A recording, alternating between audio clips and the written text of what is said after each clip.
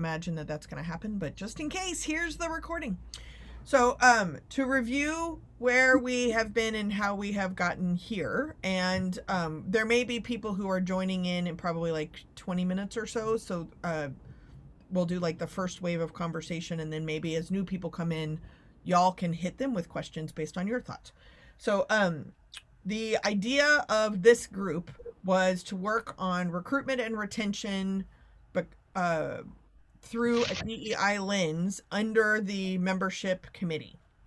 And the element that was kind of referenced or suggested that I brought up that people seem to approve of is to use this opportunity to put something in the CHOPS manual that the NCC is working on.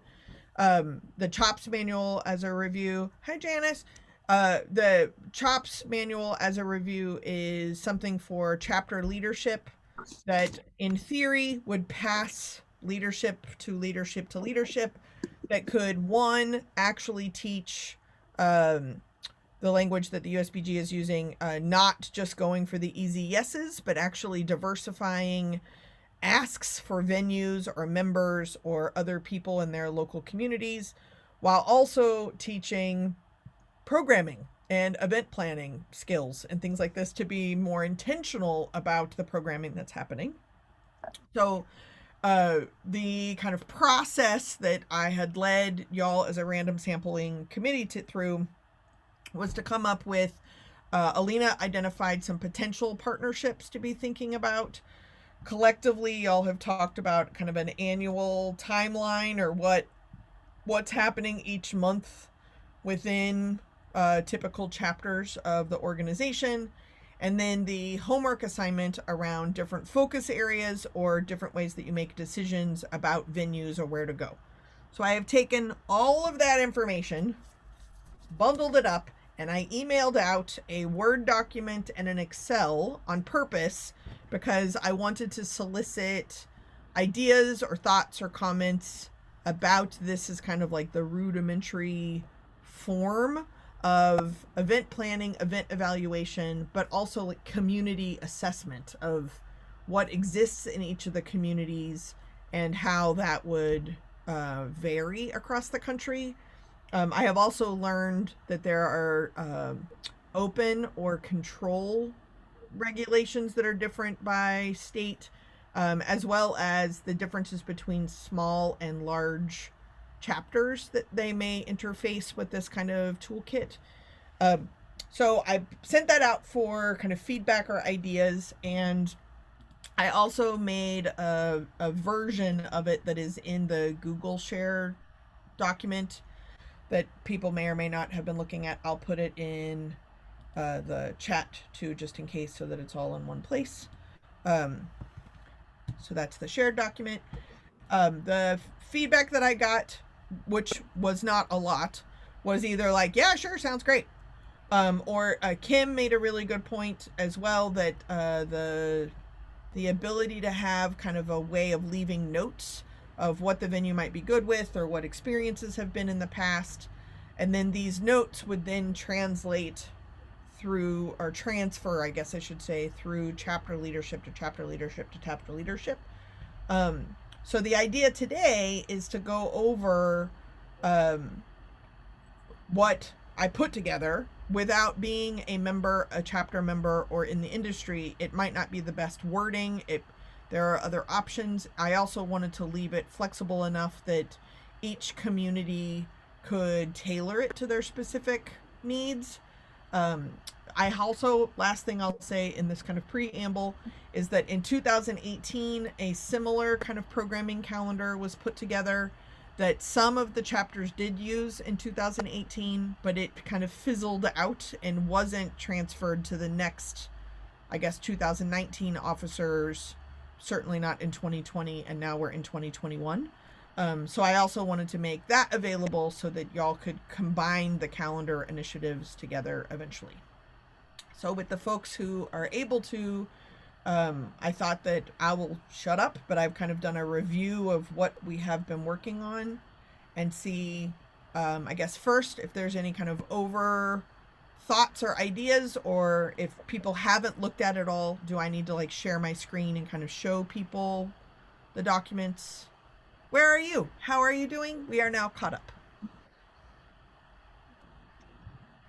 I definitely got a chance to look through it. I didn't get a lot of time to like take notes, but like I know you're not a formatter.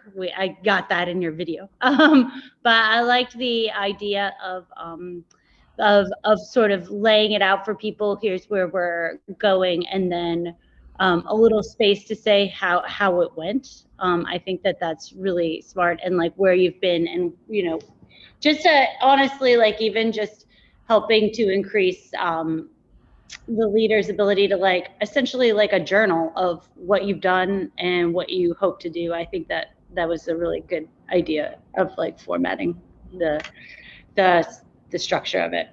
And I think, Colleen, you're talking about like the Word document. Is that correct? Mm-hmm. So, in Yeah. theory, this would be, just in case people didn't know or understand, but in theory, it would be a page a month and Mm-hmm. teaching or encouraging the event planning thoughts 2 months out. So, you would flip ahead 2 months, come up with your thoughts, and then in this month, check on next month's final decisions and evaluate what you did last month. I think. Yeah. Yeah, I liked that. I thought that was smart, and I think it makes it really easy and for especially for chapter leaders that are a little hard pressed for time. It's just like you have a spot for the blurb, like here's what happened, here's how it went, here's what we did, here's what we're gonna do, and I think that formatting for me seemed like it was really helpful. I'm not gonna lie, I think it's something about being dyslexic. I struggle with Excel documents just at the best of times. So like I tried to read through there, but it's just because it's not structured in the same way that I'm accustomed to reading. It makes it a little difficult for me to read. So I kind of ran through it, but I'm not gonna say that like I grasped 100% of what was on there.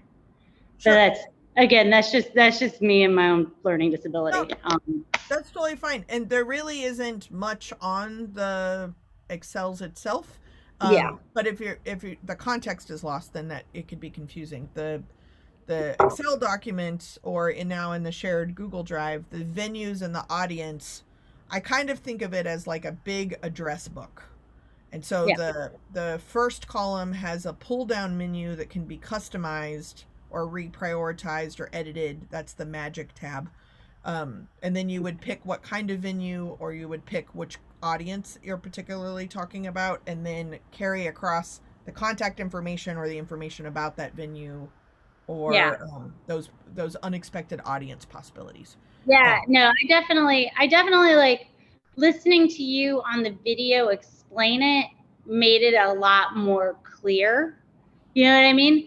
But when I like, if I was just going in there and freewheeling it, I might not be as great at participating on an Excel document like that. But that's again, like I said, it's not because it's not good. It's just because oh yeah, and I'm not. I didn't take it that way. And the edits and the critique, I will never be using these documents. So like, I intentionally have a shitty font just because like it gives you something to be like, please Jesus, change that. But just totally fine. So all feedback is welcome. Thank you. Nothing personal. Janice, you turned your camera on. Did you want to add something? I was also going to say that I think that the best way for us to really get a feel for how these documents are working out is just to kind of like maybe do an example usage of it and put that to test and see how that would look and how that feels for everybody. So that way we have a way of like really knowing, is this gonna be something people can use? Because looking at it, I'm like, oh yay, this is great. This is an awesome tool that chapters can use to keep track of what they're doing, to keep some kind of like journal of like, accountability, and a great way for us to kind of like see the overview of how we plan our year. But it's like, nothing's really done until it's actually done and tried in practice, right? Mhm. So Yeah, I no, I think think that's super valid too. And I asked Aaron, and that this is in the conversation where I learned about open and controlled and small versus large. But I asked him to drum up some guinea pigs from the NCC or from existing chapter leaders to be able to do exactly that. So like we could give them the templates and then they could play around with them for a little bit, and then we would actually have tangible examples to use. One of the things that he asked was in this conversation was for us to, and by us I mean Sorry. bless you, us meaning y'all more so than me because I don't know, but and I put it in today's agenda, of some examples of people to ask to be willing guinea pigs to play around that would represent that open, closed, small, or large. If you have any examples of people, I could take notes, and then Aaron said he would do the invites. So, Janice, your hand is up. Yeah, you can use San Francisco. We don't mind being guinea pigs for everything. But that's a chapter, so I would want a human. Oh, you want just one human? Or I mean, like, I don't I don't even know how many people are in San Francisco chapter, but I'm assuming more than one. So like even if it's a couple of people, that's great. They can still test pilot it, especially I think San Francisco's considered a large chapter. Is it open or closed? Open. As far as the Exactly. laws or I don't know, I'm not you, but I'm not in the industry. So like the liquor laws or something, there's open. We're not a control state. No. Like Okay. I'm in a hardcore control state. Like So you guys maybe can just is it try open what and I tell controlled? whatever. Are the words open and controlled not open and closed? Yeah, it's like it's open or control. So like I have to go to a state assigned liquor store and I can only purchase what the state tells me I can purchase. You're in a state where you can probably buy from a myriad of different liquor stores and source however you want for your bar, I would imagine. Got it. Technically, we have to go through a distributor, but it's Yeah. I would say it would be open. Yeah. Okay, great. Yeah. Again, There just so you know, there's 18 control states. Some of them are more than others. Mine happens to be one of the most control states, but it just kind of falls very loosely. And some of it's also how you get a liquor license can be in there. I think the premise is the pushback that these kind of templates would get would be someone saying like we're a controlled state, we're a small chapter. So then getting people to practice them from those different kind of extremes and then set those examples, then those examples would be available online or in print in the CHOPS manual. I think that was the premise. So then Aaron just asked for this group to kind of think about who would be examples of people that could be invited to practice this in the time, like in the next couple of months, and see what kind of tweaks they would have to make the documents more accessible to other kinds of people. So if the San Francisco chapter sounds like an example of open and large, are there, go ahead, Colleen, I keep cutting you off. Oh no, you're fine. I'm cutting you off because I'm an overtalker. I will ask Charlotte because, like I said, we are very much a control state. The president of Charlotte chapter is my roommate. I'll ask her if she's interested in using this as a control state model. She may say yes, she may say no, but I can ask her, and she's pretty detail oriented. So. And is that a small or a large chapter? I would consider it to be about a medium sized. All right, great. Let me change this to small / medium. Yeah, I was just going to say, I guess I'm confused. I'm not sure why it would make a difference whether you were controlled or not on planning events. It doesn't, but if there's pushback, then we're trying to get examples from all the different kinds of I don't know what pushback there would be, but maybe I'm just not ignorant to it, not living in a controlled state. I don't know. Okay. Yeah, from what I understand, like for us when we run our meetings, or when we do planning, we're dealing with our reps. Our reps aren't the ones that sell us alcohol. Our reps are like we don't actually buy our alcohol from there. We have to buy it from the state. So there's the biggest difference is like I think a lot of other chapters they work with their brokers, where we work with our on-premise reps. And so the way that we buy and give away and sell alcohols a lot different, but I think that's really the only difference. Yeah, I get that, but that wouldn't necessarily affect where you would do an event. No. No. Again, I don't think that this is like a literal obstacle. I think that it's, if we had examples from these four different kinds of chapters using it, then the likelihood of other chapters kind of seeing that they could use it, it lowers the bar of entry, right? Not necessarily literally by law, but like, oh, we are similar to the Charlotte chapter, and here's an example that they used, or I have no idea. I'm just following directions. Maybe the open and closed refers to places that are open and closed. Like, because there's still areas that are sheltering. There's still a lot of restrictions within like meeting places and whether or not people are doing hybrid models or meeting in person. That's also could be part of the pushback of this all, because as we're trying to diversify and like get, well, you know, create more more opportunity. I can't talk today. Sorry. Create less of the easy yes and kind of going out beyond our comfort zone. I think it's also, the pushback of the regulations of each state and each county on how and what we can do. I don't know. Yeah. I'm gonna mute myself. No, Janice, you're making total sense, and I actually thought that that's what Aaron meant originally as well, which is why I think I said closed instead of controlled. Hopefully, COVID restrictions will not be around forever.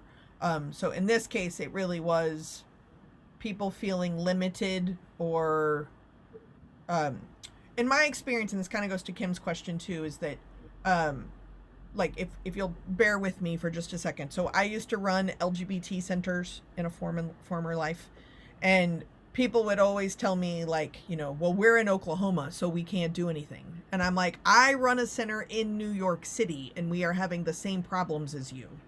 But because Oklahoma, they think that it's because of Oklahoma, and they don't realize, no, actually, we have the same scenarios, right? So I feel like that's kind of what we're trying to ward off by selecting the right guinea pigs to practice this, is that it's not Oklahoma or New York versus LGBT access. It's actually getting members to show up is hard. Marketing is important. You never have enough money for venues. Like, that is, even though I had $100,000 programming budget, I still had the exact same problems that are a lot of the same problems that the, small volunteer gay straight alliance at some high school in Oklahoma had. That was the problem that we're trying to solve. So I think that's where the rubric came from. And then he just asked me to ask this group for what are some really good examples to kind of target or hit from your minds, because maybe he's like too in it and I'm too out of it to come up with them. I will say this. It is, we run across this back when I still ran Charlotte chapter. It was, granted, this is why we're working on it, but it was hard to get into venues that weren't just right off the bat super down to host USBG because of the way our liquor laws are structured. They were having to buy in the bottles at an extremely high rate from the state. We're also asking them to then either make them cheaper, or letting the reps do bottle buy downs, because it's illegal to have any bottle of liquor behind our shelves that isn't stamped. So it wasn't like the reps could show up and just give away the booze. We'd still have to go through the legal purchasing through ABC. And so for places that weren't accustomed to it, or where we were trying to break into, but we would have to really like have this long dialogue with people of like, we want to come here, we want to do this here and work with you, but you're going to have to like give up XYZ to get there. And like, for me, like, the minute a bottle of liquor comes into my store, it's immediately now in my store's mind worth 4.5 times what I paid for it. And so you're trying to like be like, I know it's going to kind of screw up your liquor costs because you still have to buy it. It's still going into your inventory. It's still getting tracked by the state. And so those made some problems when we were trying to get into like smaller venues or venues that didn't have big budgets or weren't accustomed to doing things like this. And so I can see where it would come up in some of these control states where you're just simply forced to purchase your alcohol from the state. That's all I got. Coolio. Great. So if we were to think of smaller chapters, either open or controlled, what are some of the examples that you can think of that would be good guinea pigs, for lack of better words? So looking at the USBG community website, because that's where I am right now, is trying to list them in time, but I'm not typing fast enough. So please bear with me. I think can look. Milwaukee would be interesting because it's only 27 members. Richmond, is it open or controlled? Wisconsin, I think, is open. I think it's. Is Virginia a controlled state though, right? Virginia is a controlled state, yes. So that would be also, that's a 44 member whatchamacallit area. And I know that they just got a couple of people from the West Coast who are trying to kind of help revigorate that chapter too. So that might be interesting to give them some sort of tool like this to see how that would work. Cool. San Antonio has 25 members. Texas is wide open. And Texas, but again, they're the way that they're structuring things, it would be really interesting to see how they would handle this. Cool. And I have the metrics somewhere on .org for membership, but PA is a weird, Pennsylvania is a weird, I'm just thinking about states with different laws. PA's got weird liquor laws about how to hold a license. Like it's very difficult to get a liquor license in Pennsylvania. So maybe one of their chapters. And then Utah is the only state I've ever heard of that's got worse liquor laws than North Carolina. So I don't know, like their stuff's crazy. Salt Lake City. For the most, like Pennsylvania, Utah are pretty hardcore. Yeah. I kind of get the feeling like, if Utah can do it, then we can do it, right? But then there's always the other extreme. So then if it's San Francisco can do it and Utah can do this, then there might be something into it, right? Like that's what we're trying to showcase in the examples, because ideally, in order for this to actually be institutionalized, then it would transfer leadership to leadership. So even though like just a calendar of events was used in 2018, but it didn't move forward widely, I can't ever say that word, in 2019. I don't think we can count anything that's happened in 2020, but like it certainly didn't show up in 2020. And the people from 2018 knew about it, liked it, enjoyed it, used it, but it's now like gone from memory. So it's not coming up in 2021, right? So this toolkit, even if people don't even use the chops, let alone the website, so that now we're trying to figure out how to get them to use a system they don't typically access, let alone transfer to the next leaders. But this is how we're embedding these really important questions and planning skills, which also are also professional development that they could use in their own jobs, right? So one of the things I really liked about the advisory group conversations last year is that, I think Colleen, you might have even been the person who said this, but that you're learning skills when you're in a chapter leadership level that you can use in your job. When you're a board member, you're learning skills that you can use in your restaurant or as a supervisor or a manager. And that's what it means to me when you elevate a professional industry, is that you're really teaching professional skills that also include diversity, equity, and inclusion, right? Like, so that way diversity, equity, and inclusion isn't like oregano that you put on top. It's actually like in the industry and the learning. So the event planning, the intentional assessment outside of your own comfort zone of your own town are things that are going to benefit all different aspects, ideally, if used. So then any kind of like, well, not here, is what this kind of conversation, I guess, is negating.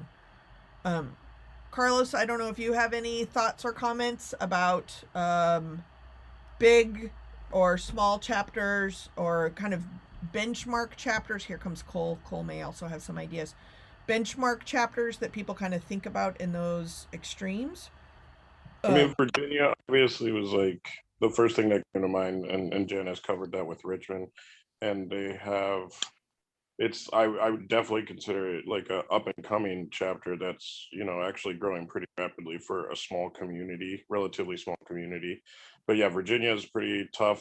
Maryland's also a tough control state. So I'm kind of sandwiched by them. But then in DC, like, we get to do whatever we want. So I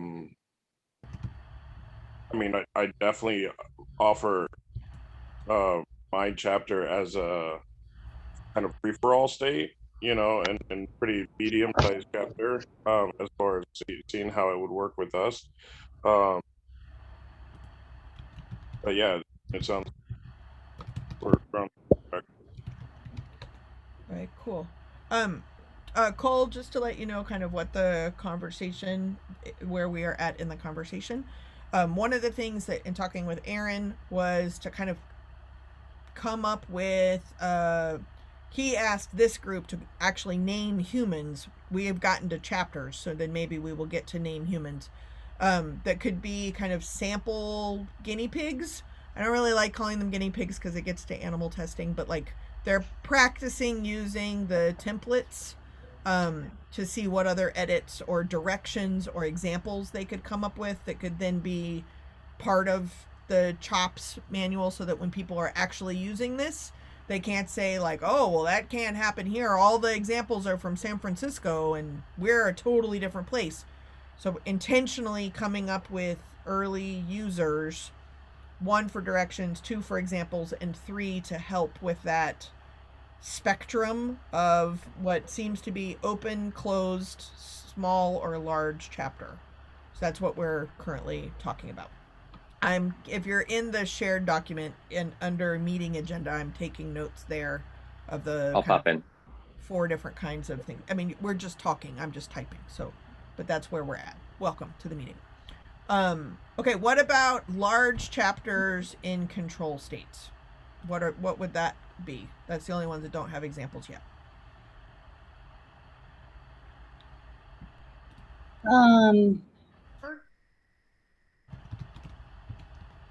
Portland. Portland's open now. We went Are they not a open. control state anymore? No, they went open, and it's kind of an interesting model. But no, they went open a few years ago, I think. Washington. Pittsburgh? Sorry, Janice, it cut out. Sorry, I was gonna say Seattle. Is that a large control? 100. That's 116 members. It looks like. Great. And Pretty Carlos, I saw Nick. Thank you. Okay, noted. We also only have San Francisco for large open, so if there's more to choose from, that might be good too. Phoenix maybe, just kind of medium, but specifically Trish Odroska, she would just give great, I just know she'd give great feedback. And she's pretty responsive. Great.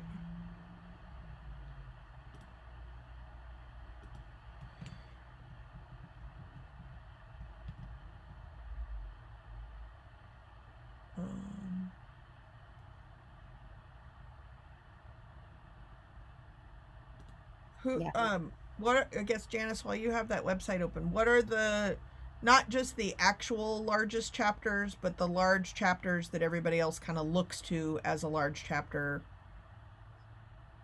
I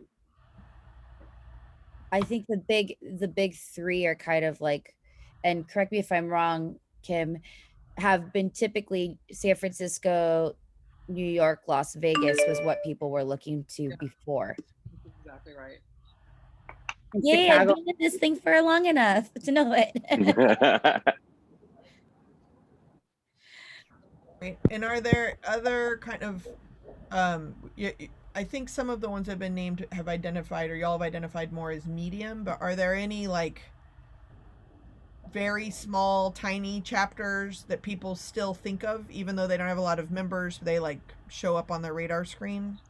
I mean, New Orleans has come to be a very small chapter these days.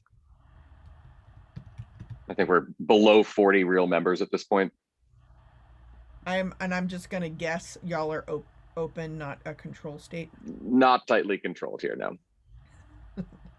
Now, I appreciate Colleen you kind of explaining what it is. So, in my very limited bartending skills, which I actually think I actually identified as a bartender, and y'all have taught me that that was false. What was South Carolina with all the little mini bottles?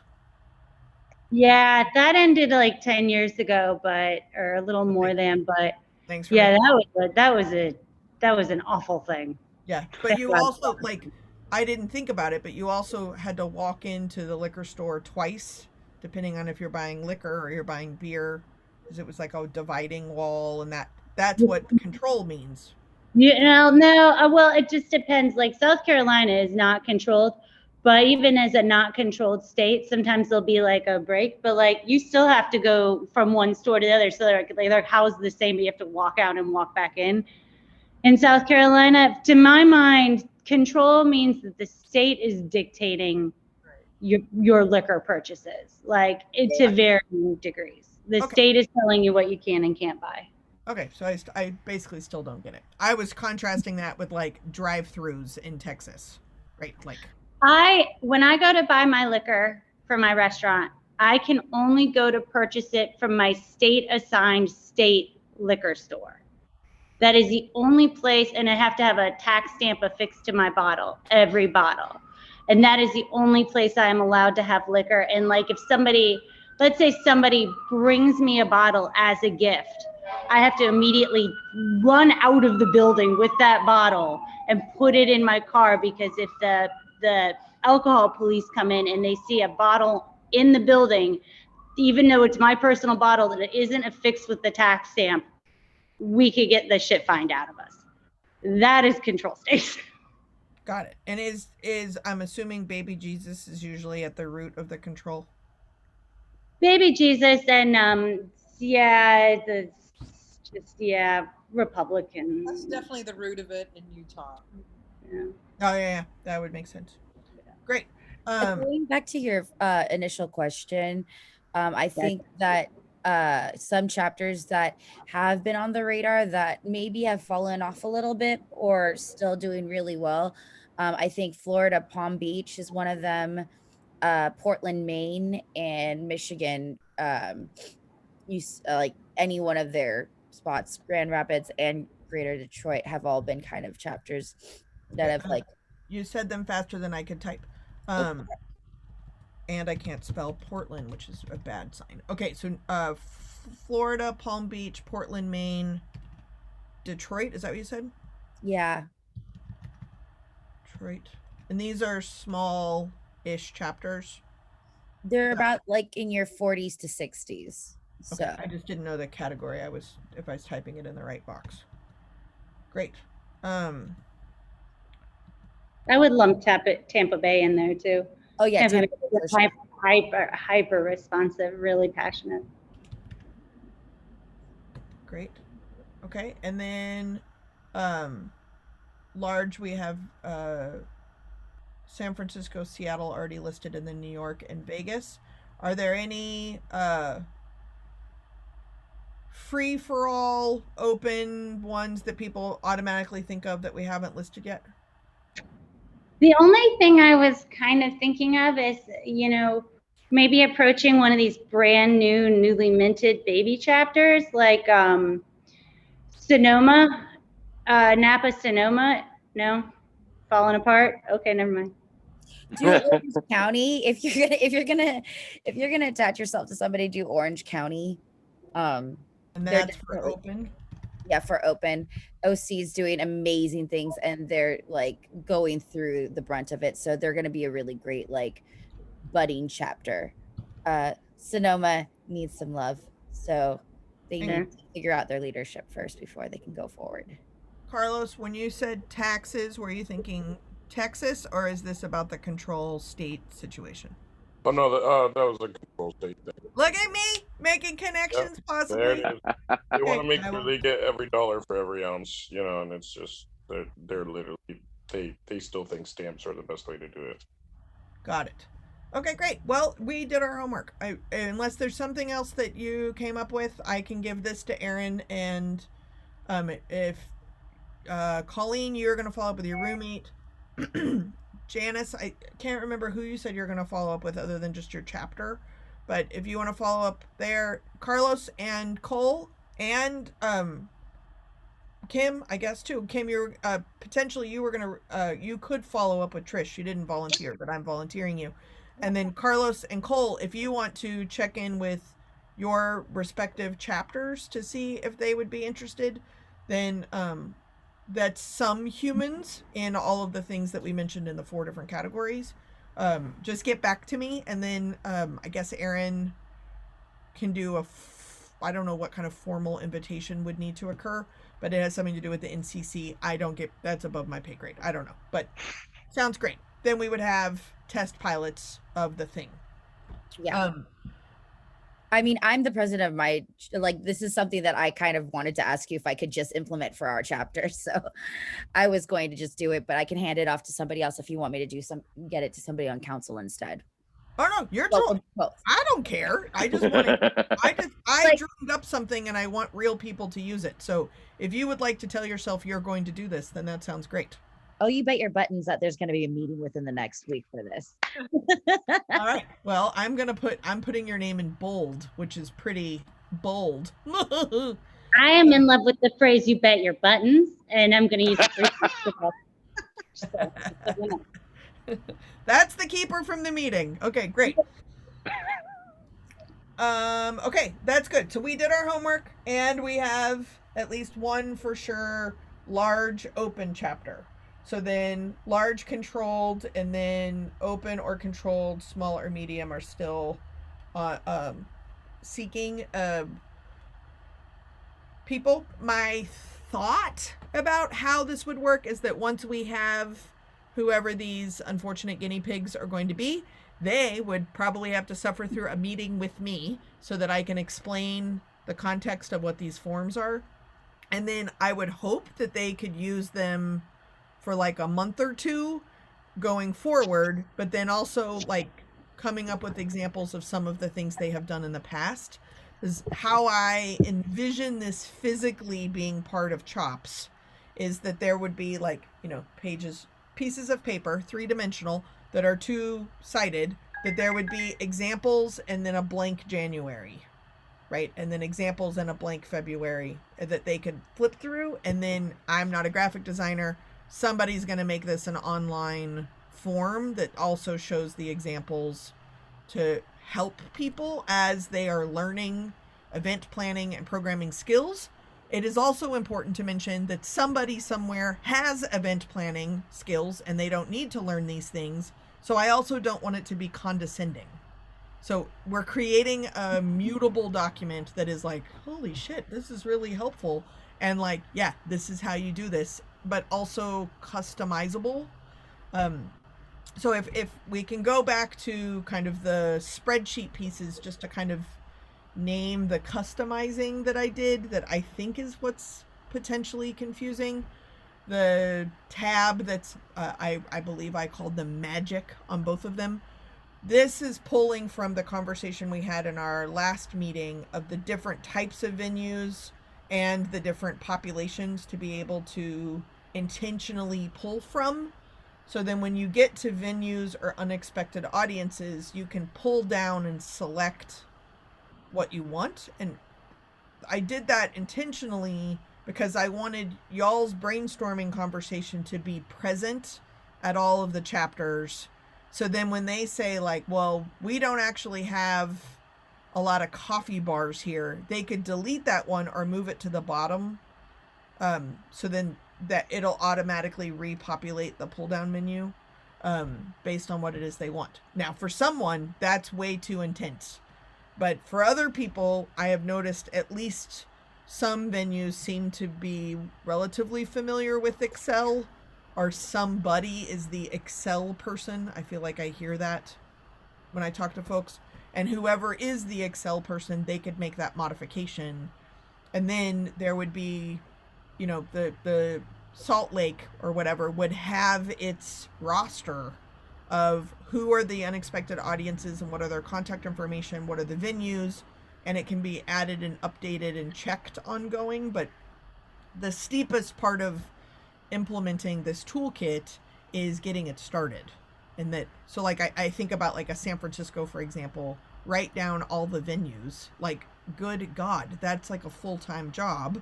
Even if you were to pick something as obscure as like blue collar after work dive bars or something like that. If you were to pick something like, you would still have hundreds of options to put in under that one particular type of venue if you were being complete. So I don't know that it is the most user friendly, but I had no idea what else to do or how to create it. So other thoughts or comments? Or Cole, you joined in. I don't know if you have any thoughts or comments about the drafts.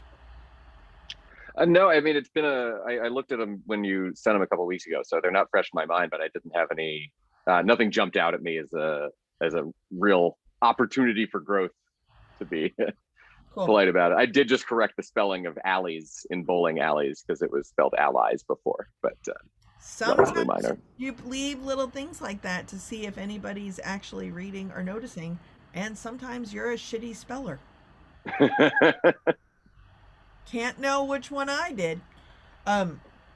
Cole, you'll notice that Kim actually made note of like adding a column about just generic notes as well, so I added that to both the spreadsheets as Cool.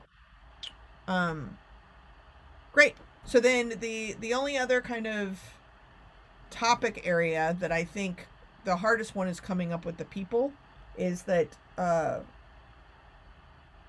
guess your homework assignment, and we can have a conversation now about it, but is the directions to use this and how to get out to people that this is available to be used before elections, so that when elections happen, if there's any kind of officer transition, which I recognize in a lot of chapters is already, we're at a joke, but assuming that there could be some kind of officer transition, what would be great timing wise is if this year's current leaders actually have this as a given, that they then can transition to the next officers. So then next year's officers just thinks that this is part of their job. If we can do the timing right, then there's a better chance of that occurring. And again, the calendar itself was actually tried in 2018 and it didn't transfer to the next year. So that's the hard part that's out of control. But if we're trying to institutionalize not the easy yes, then that's where the focus would need to happen once we have the toolkit. Thoughts, comments, raucous conversation, insert here. Ideally, it sounds like it would be a great idea. I mean, I love that sentence. I feel like I should get that tattooed somewhere. Ideally, this is a great idea. We're dealing. Go ahead. No, go ahead. We're dealing with the resolution committee, and I'll try to be as generic as possible in my statement, so I'm not violating anyone's confidence. But there was an issue with some outreach to Black members of the bartending community in one of our chapters, and they were asked sort of last minute to do something. Like at the end of February, they were like, "Oh, we should do something for Black History Month," and then asked a bunch of Black bartenders to participate, and it created a stir because they were like, "Oh, what? Like, are we getting paid for this? And like, what are we even doing here? This should have been planned farther in advance," was kind of the thing. So having this document be like, "Oh, you want to do something for Black History Month? Start in December." Seems like it could really avoid those types of pitfalls that we're already dealing with organizationally. So hopefully people do pick this up, because I think it'll solve for a lot of problems that we're not even anticipating. We're not trying to solve for those problems, but it'll keep people, keep people clean. I think yeah. Go ahead. No, I think it forces people to think proactively instead of reactively.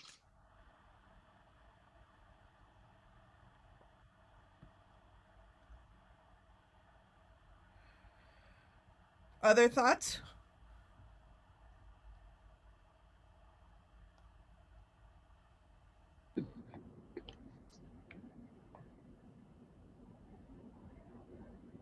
I just be think it's honest, a cool journal to keep yeah. track of what you're doing. And so that, maybe you don't repeat yourself in the next or the next years to come. Don't repeat what you did, or maybe look to new places. I don't know. I think it's a cool tool. It's a great tool from what I saw. Okay, 100%. I really just wanted to be like, okay, like I feel like we never had anything like disorganized in my chapter, which was kind of a statement that I was very embarrassed of saying out loud. Because we did calendars, and we did fall from, okay, we have this great idea, now let's just execute, and then we'd execute some of it. But yeah, I think this really is a very well structured tool that is easy enough to follow, and the key is just going to be implementing the follow through. And like Jenna said, like documenting it. Imagine, like, we've only had a chapter since 2013, and if we could look back, since 2013, and see all the different venues that were used and how they were used, and it was all there in the spreadsheet, like, how valuable of a tool would that be to have right now? Like, invaluable. So I'm very much for this and excited. And I don't want you to feel embarrassed, because every association I work with, the hardest part is like, oh my God, this is great. Fantastic. Will you use it? Ooh. I mean, maybe for a week and then it goes away, right? Like, this is literally how I have job security. So I don't think it's anything to be embarrassed about, but no matter how good of an idea it is, it's really hard to get people to do things that are great ideas, right? So, like, I can tell you, regardless of how excited the test pilots are, I'm using that term because I'm trying not to use guinea pig. Um, the test pilots are doing this, it's blank. So they have to start with blank. Like, somebody somewhere is going to get tasked with, like, just find one thing, maybe two things of each thing in the pull down menu. Like, just start somewhere. But even to do that, like, I would be overwhelmed contemplating doing that in San Francisco. So, like, and I say that as someone who lives 7 hours north. Like, we go to San Francisco because that's where the cell phone store is. And we only eat in, like, the same two restaurants that are near the same hotel that we stay in, because it's so big we have no idea even what to do as, like, human beings with the internet. So it's that daunting, makes it almost impossible to become a habit.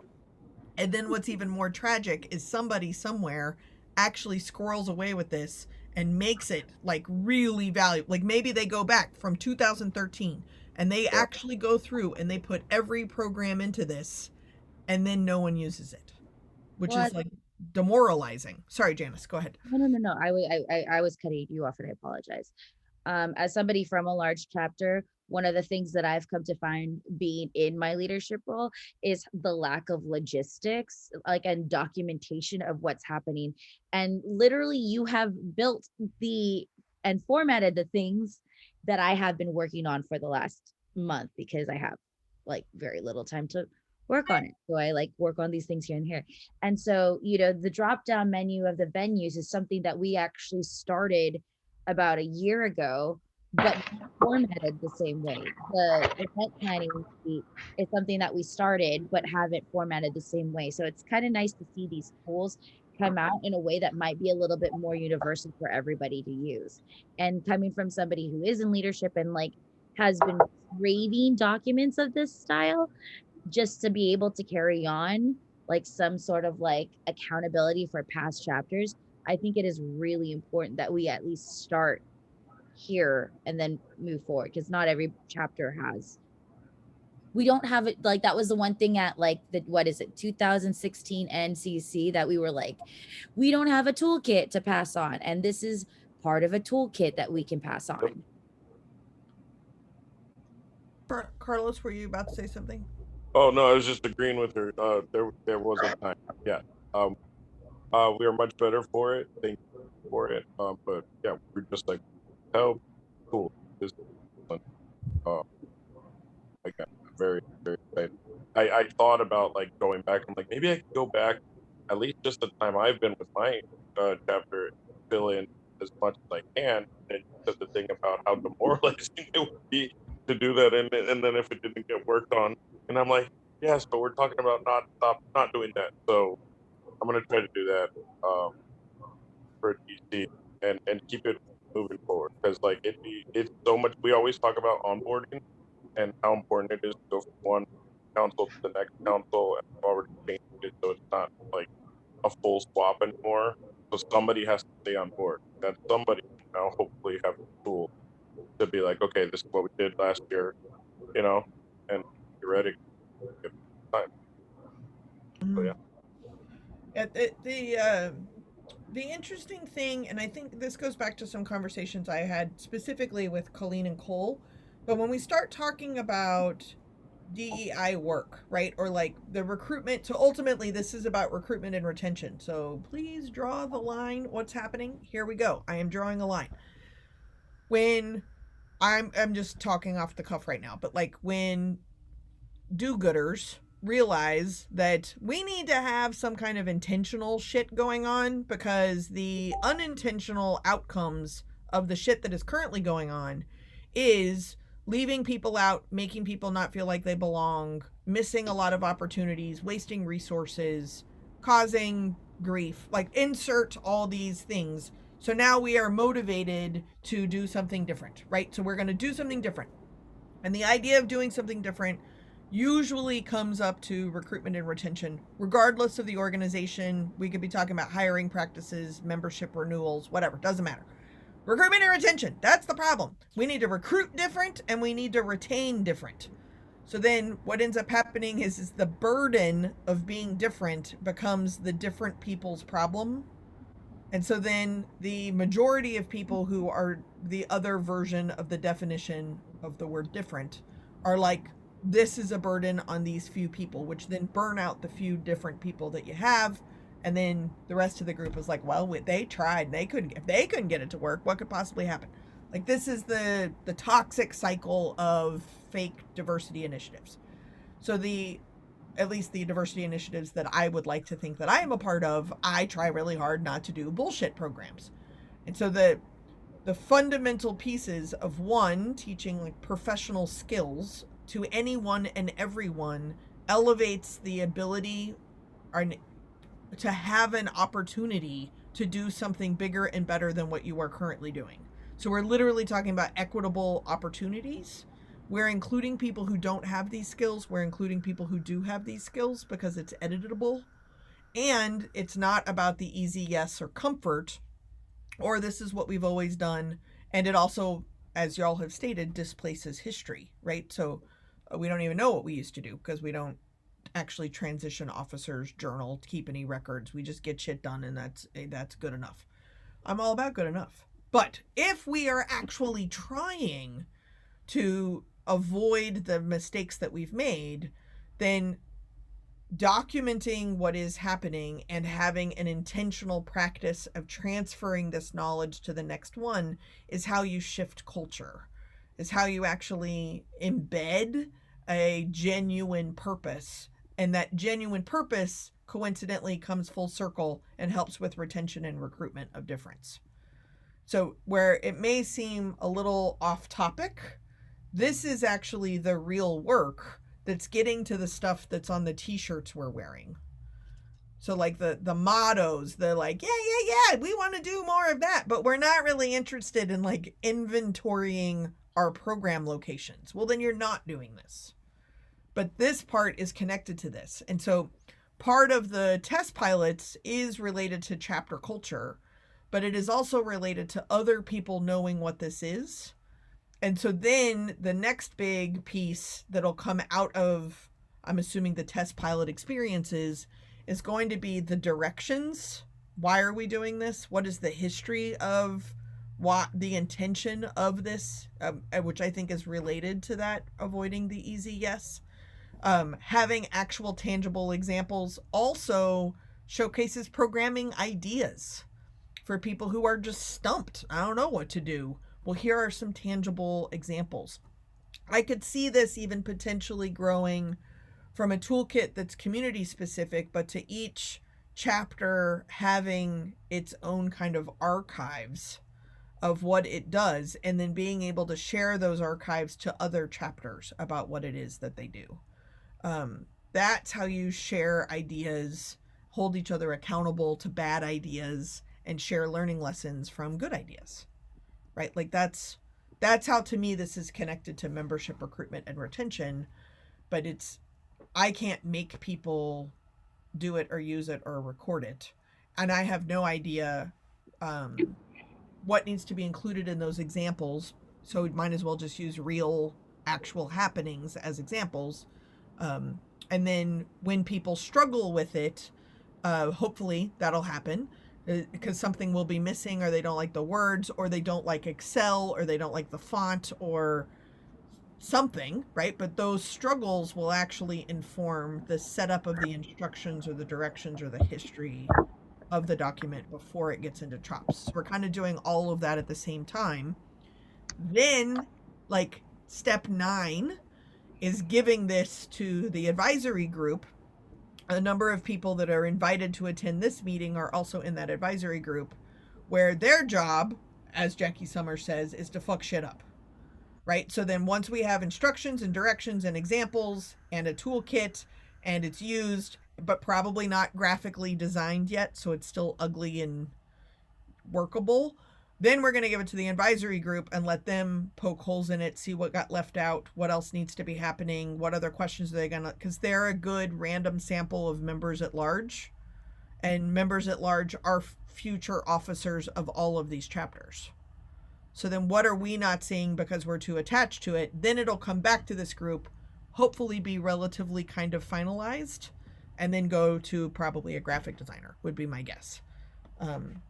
And I think all of that could, in theory, happen before elections, if we can get test pilots to actually type in actual examples, and then those all kind of come to, I am happy to be the keeper of the examples, and then somehow that gets shared out to other people. Now we are way outside of my competency, because it's graphic design, web-based, NCC, chops, edits, stuffins, and communication. But that's, I think after that, our work here will be done. And then it just actually has to stay relevant and part of officer roles and duties. I'm so excited because we're literally getting together today to do this. That's great. Knock it out. Do it. That sounds great. And if San Francisco does it, just, you can hear the echoes of like, well, of course San Francisco did it, but like, you know, I don't mean anything bad about San Francisco, but somebody somewhere is like, oh, San Francisco did it. How am I supposed to do this? I can't even get my officers to show up, right? Like there's negative Nellies everywhere. We can't either, but you know what? We still do it. Right. This is the New York, Oklahoma issue, right? Is that like, yeah, just because you are whatever your stereotype is, as a chapter, doesn't mean that those same problems don't exist someplace else. Regardless. New York, Oklahoma is also.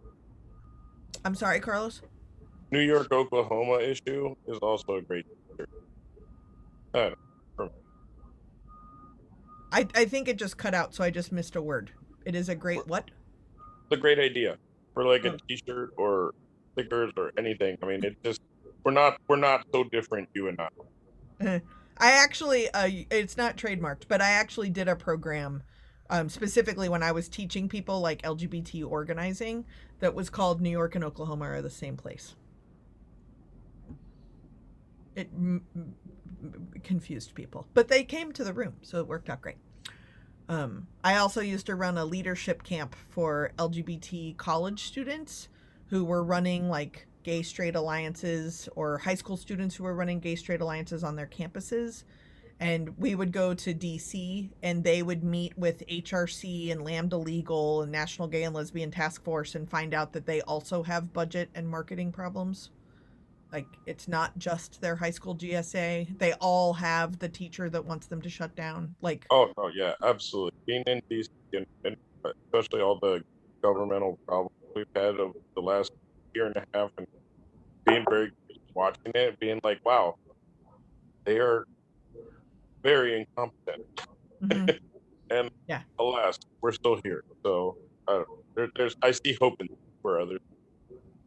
Yeah, it's fun to like kind of look back where you learn different skills or something, but like my absolute favorite part of that camp is that everybody would separate off by their roles. Like, so think of your chapter leaders, right? So all the treasurers of all these different kind of groups go into this room with all the CFOs of these huge national LGBT organizations and then talk about how much money sucks. And like all the presidents and being the face of the organizations and what pressure that is, and then how do you like handle press and those kind of things. They all went to one room and then they all came back together and were just like, this is actually what the movement is about. It's not throwing in the other social identities of you're just in high school. Like, no, we're actually suffering in the exact same way that the executive director of the HRC is, and I'm a sophomore in high school and I taught them something. You know, like, it was a really amazing thing. But a lot of the reasons why leadership problems or organizational problems persist is that we don't actually share. Kind of, Carlos, you actually kind of are a great example of this. We don't actually share our shortcomings or our learnings because we're supposed to be badass and amazing 100% of the time. But some chapters are badass and amazing and doing a terrible job. And they're benchmarking that definition of badass and amazing. Whereas a smaller chapter or a less loud chapter might actually be doing a much better job with membership or programming or recruitment or retention, but they're not going to get the spotlight that other folks are, because we don't just share. We dismiss our experience or don't share. So that's kind of what this is.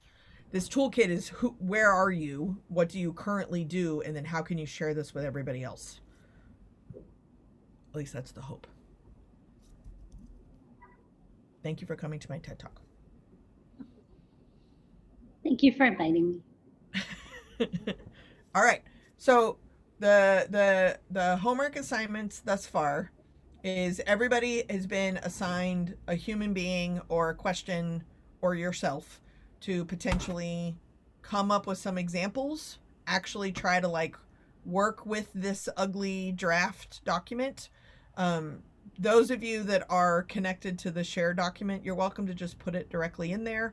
You are welcome, like Colleen, you don't like Excel, give it to someone else in your chapter, right? Like you don't have to be the person to do it, but you can use the Excel or the Word document, or you can put it in the shared documents. Just get it to me once you have stuff filled in. What does that mean? I don't know. You're going to dictate how much time you're willing to put into something that may very well be demoralizing because it won't be used, right? So I don't want you to spend 1,000 hours on it and make it super complete and then it doesn't get used or the format totally changes, right? Does this make sense? So if in like the next few weeks, maybe some of these examples can come in and come back, then I think we can get to directions and instructions. Then we can give it to the advisory group and get the holes punched into it, and it can come back and get finalized. Do you think that we can maybe do that in June and July? Yeah. Seems Yeah. Janice is saying yes, and did a wardrobe change. That was very impressive. Okay, great. Okay, well, I will shoot-ish for that. I'm going to give you 45 minutes of your lives back. I'll show Aaron the names of people that we came up with. But if in like the next couple of days, you can either get back to me and or Aaron with who the asks would be for the test pilots, or just if it's you, like Janice with your chapter, just begin the test piloting. Like there's no ribbon cutting here. Like just begin with some examples, because it's not perfect, but I don't know what's wrong with it, right? Because I'm not y'all, and you are only you. You're not somebody else. So that's why we need the group of people. And then I'll set the June meeting where hopefully we can come up with, review the examples that are there. Some of them may be not highlighted in the final because they're like other programs, right? So we also want to be careful of which examples we're using, the instructions and the directions. And then in July, I will put this on the agenda for the advisory group to punch holes in. Cool. Cole and I will jog through it with MEMCOM too on our next meeting, I'm sure. Coolio. Great. Kim, as the Grand Jefe, do you have any thoughts or comments about that timeline and how it's going to work with elections? I know I have a meeting with nomination committee sometime soon. I mean, gosh, if we could pull it off, that would be amazing. You know, I mean, I'm looking at like, you know, a lot of these things that we want to do being implemented on like the orientation level, and like maybe even putting together some kind of video or some kind of one-on-one like little orientation of how to use it, you know. Because I think one fallback that, and one criticism of our organization is that sometimes we do some really amazing things that nobody knows about. Mm-hmm. You know, and we don't do a good job of getting it out there. So I think just as important as this tool is, it's going to be just as important of coming up with a plan to get it out there and get people to use it. Mm-hmm. 100% agree. Carlos, any parting thoughts? I'm getting ready to do a whip all the way around. No, I'm excited. I'm excited to start test piloting. Yeah. Super dupes. Colleen, anything? Comments? Peanut Gallery? You get to eat your pizza before your shift now. I ate a little bit earlier. Okay, good for you. Right, Janice, you look like you were getting for work and you gave thumbs up, but I want to give you a chance for final words. Just really excited to get this going and see how it all pans out. Yeah, I couldn't agree more with what Kim said. We are an organization that does a lot of great things that never get talked about. So that is very true. And it would be nice to have a little like a place to be like, well, you don't think we did things? We did things. Here's the record of it. Because I don't know how many other people probably get the, I used to be a USBG member, but they just don't do that much stuff anymore. Mm-hmm. And you're like, no, we do all the stuff. We do all the stuff. You just don't read your emails. Right. Janice, it's funny, and maybe it's because of when I met you, but I'm also wondering if I'm going to mess up the language, but when we were in Texas, the awards, Dallas won, right? But like whatever the documentation that you have to do to get that award, this would also make that a lot easier, right? Absolutely. I think a big, like I've said before, you know, trying to kind of keep our chapter accountable for what it has and hasn't done is something that nobody really has a record unless you really dive deep and have a really great system prior to. Because I would love to know what my chapter was doing 5-10 years ago. I'd love to know what they were doing like 3 years ago before I ever entered into leadership. Because there are some things that are happening right now that I am not so excited. But you know what? We're going to make it better. We're going to make it better. We're going to do better. Yeah. Excellent. Sorry, I have way too much energy now. Coffee's hitting. It's okay. All right. Cole, final words. And then I have one more thing, and then I'm going to let everybody go. Thank you. This is something that Colleen and I spent a lot of time working on last year, just sort of trying to wrap our heads around. And it's exciting to see it become something that's real and it's tangible and that people are hopefully going to get a lot of value out of. I think the biggest barrier now that we have this thing that is a thing that should be very useful and valuable for recording our activities and improving our outreach. And there's, like I said, there's so many knock-on effects that we're not even going to recognize until we stop having some of those problems. But I think the biggest barrier is going to get people to use it, right? Because we've built tools before that people have just left in the shed, as it were. So I think the test drive is going to help that. We're going to have a group of people who have already used it and are ready to like explain it to their peers and leadership around the country. So I think our strategy is a sound one, but if we can figure out how to get people to actually use this thing, then it's going to be great. Mm-hmm. I agree. Okay, cool. Well, and unfortunately, I can't make nobody do nothing, but I do think, neither can we, it turns out. Yeah, if we use my ongoing metaphor about this is y'all as a client, is that if I had just shown up, or if membership committee shows up, or the NCC shows up and says like, garnish, here's some lemons and begin, it seems most folks would stare at a bucket of lemons and have maybe a conversation about how lemons could be used as a garnish.